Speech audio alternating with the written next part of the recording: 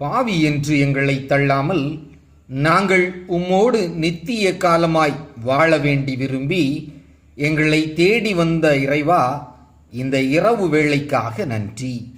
நாளைய தினம் என்ன நடக்கும் என்று அறியக்கூட முடியாத எங்களுக்குள் இருக்கும் நான் என்ற பெருமையை இந்த இரவு நேரத்தில் எங்களை விட்டு அகற்றும் இறைவா.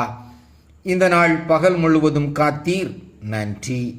அநேகர் இந்த 40 நாட்களும் தங்களை வருத்தி சேர்த்த பணத்தில் ஏழைகள், நோயுற்றவர்கள், மாற்றுத்திறனாளிகள், மனநலன் பாதிக்கப்பட்டவர்களுக்கு உதவி செய்யும் மனதை கொடுத்தீர், நன்றி இறைவா.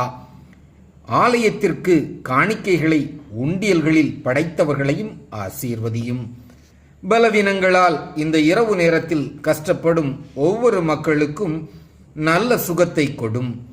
ஏதோ அடிமைத்தனத்தில் இருக்கும் அத்தனை மக்களுக்கும் விடுதலை கொடும் இறைவா. விலைவாசி உயர்வை உருவாக்குகின்ற மனிதர்களின் மனம் மாறட்டும்.